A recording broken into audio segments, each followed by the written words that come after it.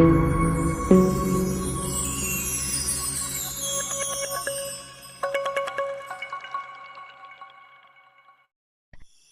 गांव में एक पुरानी हवेली थी। पूरा गांव जानता था कि वो एक श्रापित हवेली है।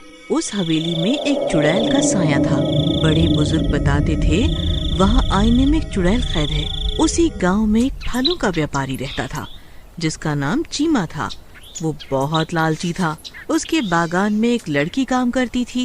ए रानी, आज तू काम पर देरी से क्यों आई? तेरा ये रोज रोज का हो गया है। इस महीने में तेरी तनख्वाह काटूंगा। नहीं नहीं मालिक, ऐसा मत कहिए। मेरी माँ बहुत बीमार है।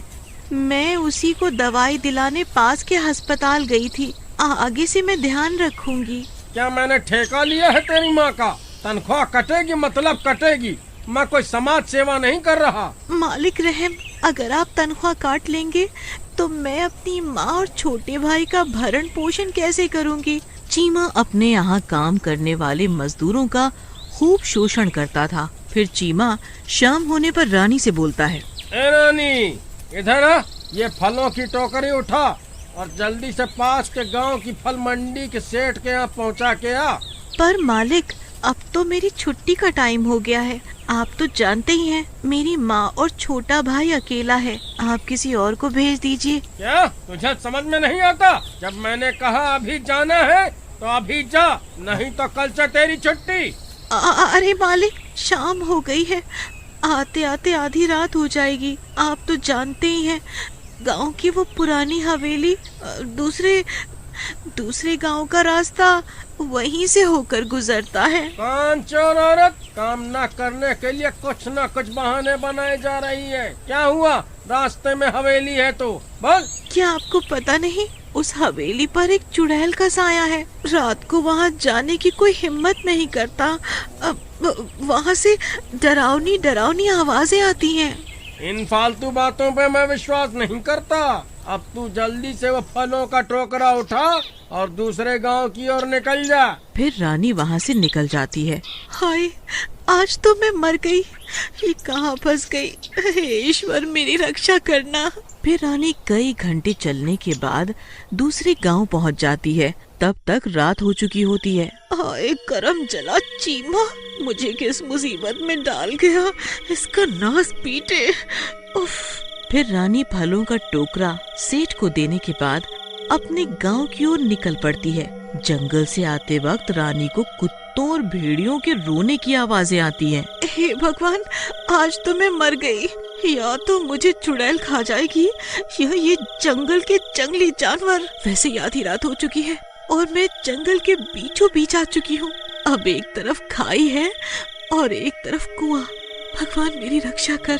फिर रानी चलते चलते हवेली के पास पहुंच जाती है। आईने में कैद चुड़ैल को उसकी आहट हो जाती है। लगता है कोई शिकार आ रहा है।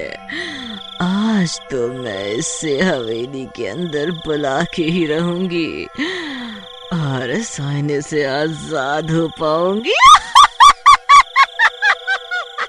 वो चुड़ैल बहुत जादुई और ताकतवर होती है। वो जान जाती है कि रानी जंगली जानवरों से डर रही है। मिल गई तरकीब इसे अंदर बुलाने की। जैसे ही रानी हवेली के गेट के सामने पहुंचती है, वो चुड़ैल अपनी जादुई शक्तियों से जंगली कुत्तों का वहां होने का भ्रम पैदा कर देती है। तेज तेज कुत्तों के रोने की आवाजें आने लगती है। रानी को ऐसा लगता है ये कुत्ते मेरी और मुझे काटने आ रहे हैं। भागो भागो रे भागो, अपनी जान बचा के भागो। हाय मर गई, हाय मर गई आज तो। ये कुत्ते तो मुझे जिंदा ही चबा जाएंगे। हाय मर गई आज तो। फिर रानी को कुछ नहीं समझ आता। अपनी जान बचाने के लिए वो सीधी हवेली में जा घुसती है। जैसे ही वो हवेली में घुसती है, हवेली का दरवाजा खुद ब खुद बंद हो जाता है। रानी के होश उड़ जाते हैं। हाय भगवान, ये मैंने क्या किया? मैंने तो खुद ही अपनी मौत को दावत दे दी। आज कई सालों बाद इस हवेली में कोई आया है। आज तो मुझे इस आईने से मुक्ति मिलेगी। तभी वहाँ एकदम शांति हो जाती है और जिस कमरे में आईना होता है जिसमें चुड़ैल कैद होती है उसमें से तेज रोशनी आने लगती है।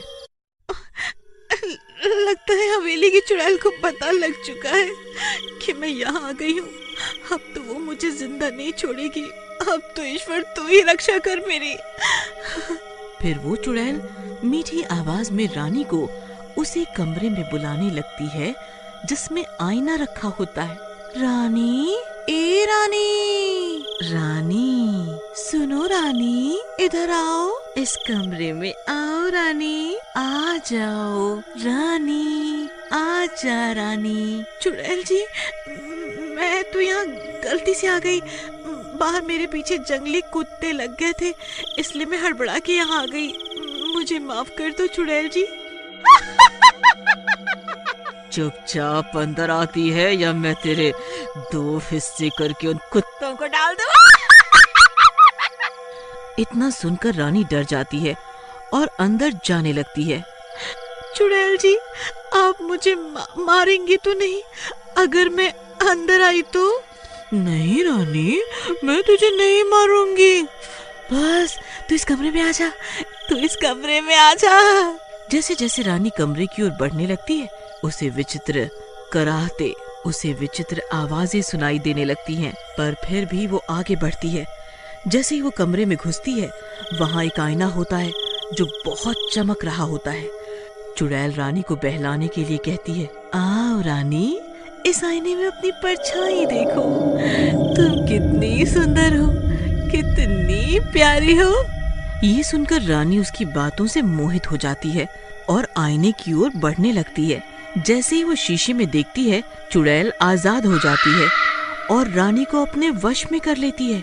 रानी की आंखें लाल हो जाती हैं और वो जोर जोर से हंसने लगती है।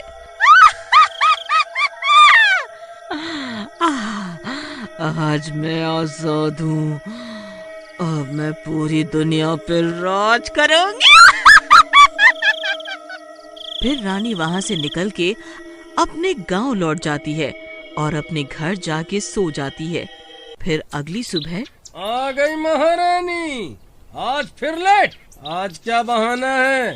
बोलो बोलो, अब कुछ बोलेगी भी महारानी या ऐसे ही भूत बन कर खड़ी रहेगी? इतना सुन के रानी को गुस्सा आ जाता है और उसके अंदर की चुड़ैल जाग जाती है।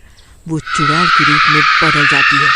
ये देखकर सभी की आंखें फटी की फटी रह जाती हैं। चीमा हक्का बक्का हो जाता है और हकलाने लगता है।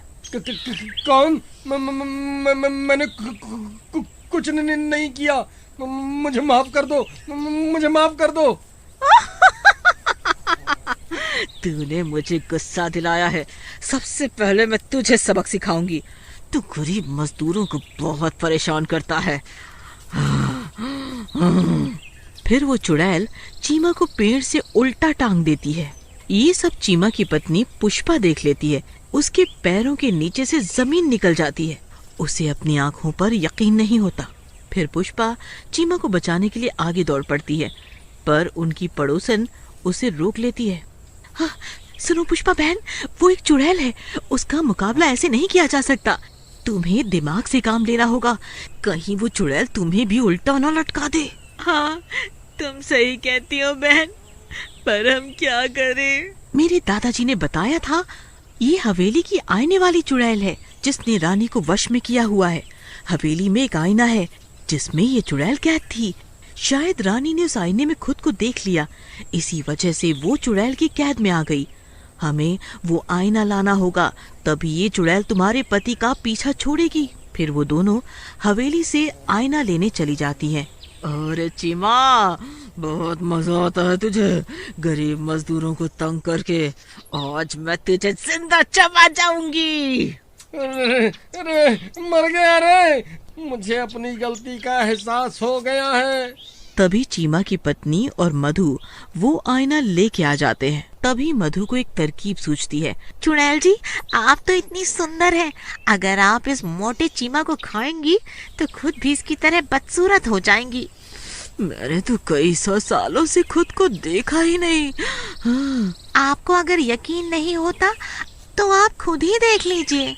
जैसे ही चुड़ैल खुद को उसमें निहारती है वो फिर से आईने में कैद हो जाती है। और रानी उसके चंगुल से बाहर आ जाती है। ये तुमने सही नहीं किया, मैं एक दिन बदला लूंगी, मैं एक दिन बदला लूंगी।